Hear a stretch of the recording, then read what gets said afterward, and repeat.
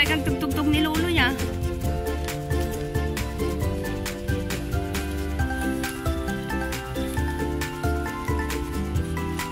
Ikatwak na kagawin.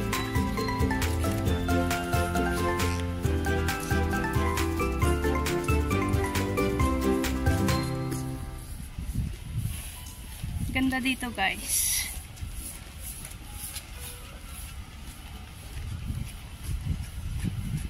Napaka-refreshing. Yung araw, oh. Oh. Yan.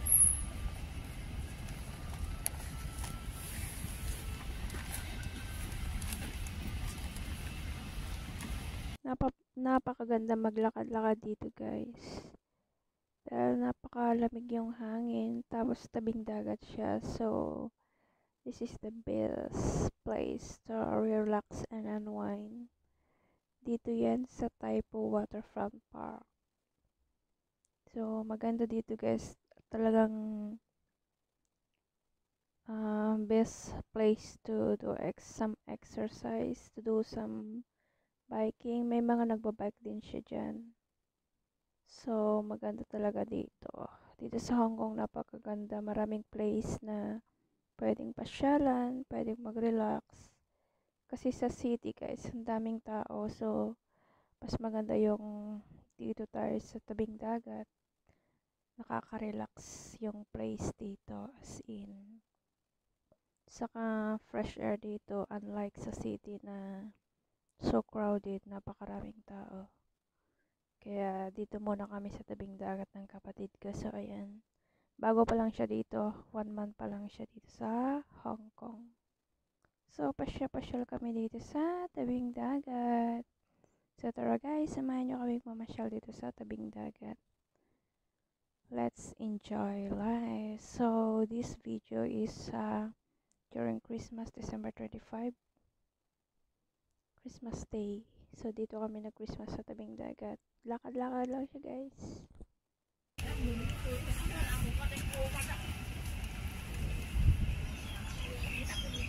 Ay, hanggang doon pala, oh. Water park.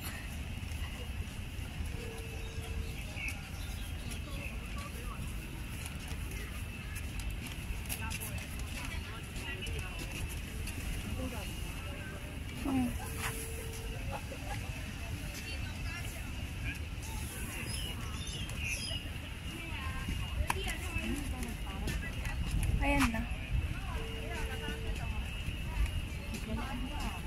Parachute na dahil uno saranggola. Kita, ayan na, nagtapwakan na.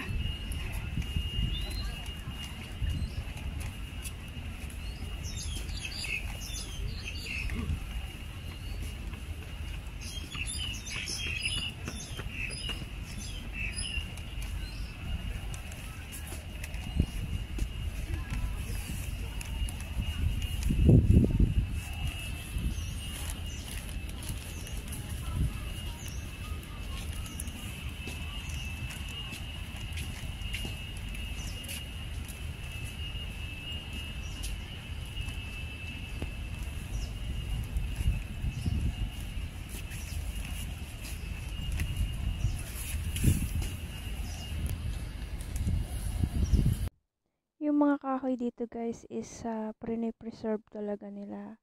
As in, hindi nila pinuputol kasi yun ang nagbibigay ng preskong hangin at saka tabing dagat dito. So, kailangan may mga kahoy para mag-absorb ng ibang tubig, lalo na pag maulan, para hindi ma-landslide yung yung parang daanan ng tao. So ayan guys, sabi ng kapatid ko kanina yung nakita niyang lumilipad na sabi niya parachute. Yun pala, saranggola. So ito naman yung balete. So napakaganda yung mga balete dito guys, hindi nila yan pinuputol. As in talaga, kahit saan, kahit nasa city, pag may malaking kahoy na ganyan, hindi nila pinuputol. Talagang as in, pre-preserve nila. So sana sa Pilipinas ganun din sana. Kaso lang sa Pilipinas wala eh. Lahat na lang puputulin, lahat sinisira ng government yung mga ano natin, yung kabundukan natin, kaya pag tag-ulan nagkaka-landslide. So dito guys, so tingnan nyo, napakaganda dito, as in ang ganda ng landscape nila dito. Gusto ko yung mga kahoy niya kulay yellow na ganyan. Napakaganda. So lakad-lakad lang kami dito. At saka mas gusto ko yung mga ganitong place na pinapasyalan kaysa doon sa city na napaka-crowded. So tara guys, more lakad-lakad pa next year. Maybe more hiking, nature trail, ganyan ang mga gusto kong ginagawa. So tara, samahan nyo kami mamasyal dito sa Waterfront Park. Mamaya doon sa may dulo, may mga ano dyan, may mga flowers. So ayan guys, tara, lakad tayo. Halos lahat yung mga tao dito guys, bihira lang yung mga tao na nasa bahay. Dito lang yung mostly mga dito yung mga old folks, yung mga medyo ano siya, may mga edad na yung mga namamasyal dito na mga Hong Kong residents. So ayan, dito siya, naamoy niya yung flower, pinapag-usap nito. Dabalbala na ita guys. Kuwati. Okay na mo. Naka-video wala.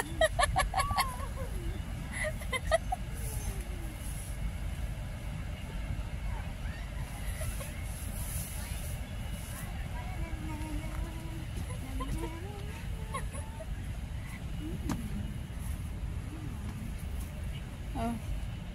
Diyan ka na. Din no. Sumango ka dito ay adugong.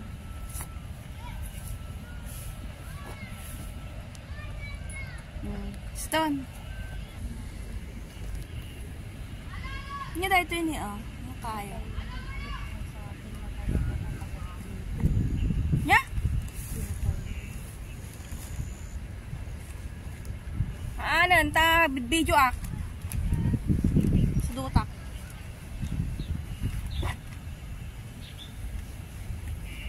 Ay, apay mo lumula na tikas ito yun nya.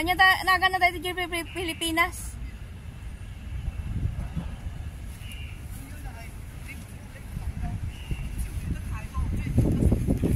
Sampalok. Ay, garam-garam. Garam-garam ata eh.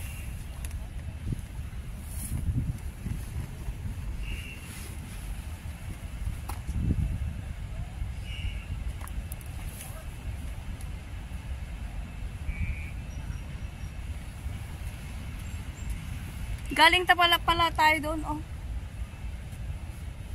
Ito yung pinakamaganda dito, guys. Yan. Charan!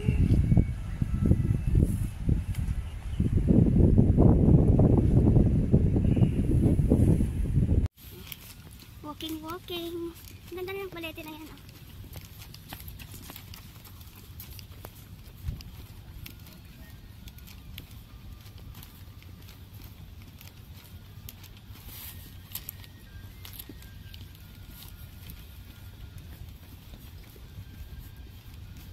Nagbike ang tugtugtog ni lolo niya.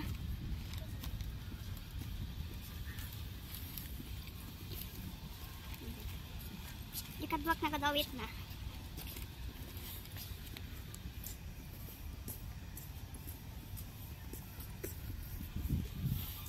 Ganda dito guys.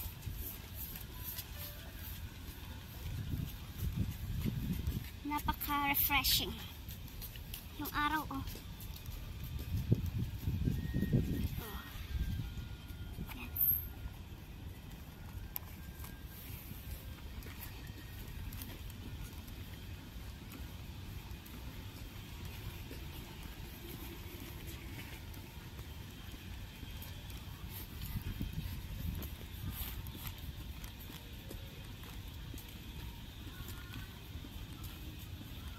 Pavilion 3. Ito ang pavilion. Kakaroling din yan.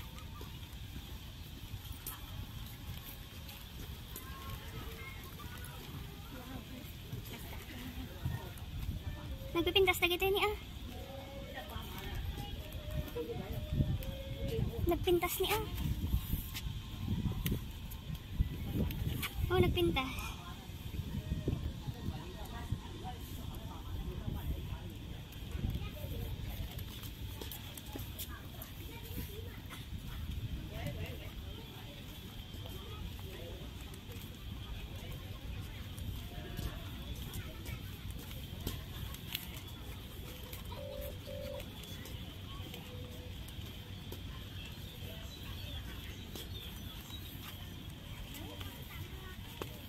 May totoo lang.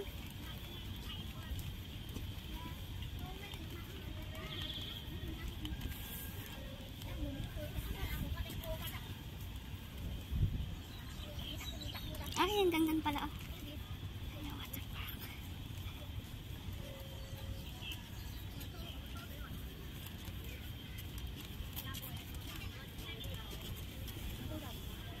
Hmm.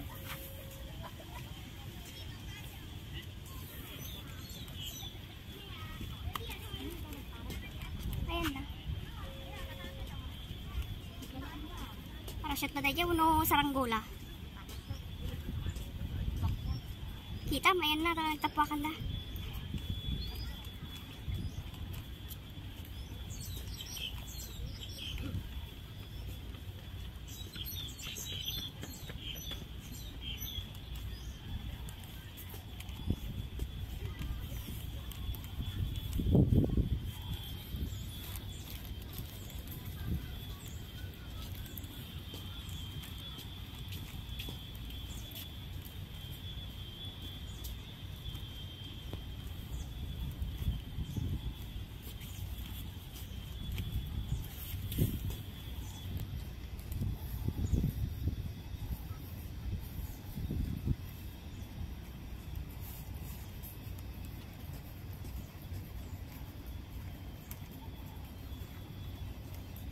Ito yan.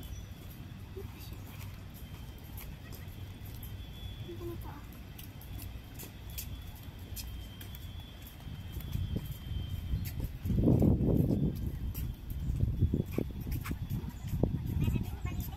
Sabaran. Video ko na.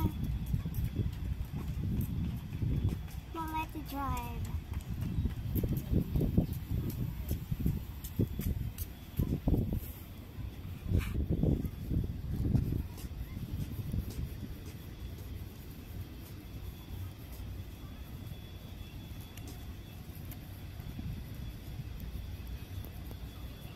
Ito yung water park.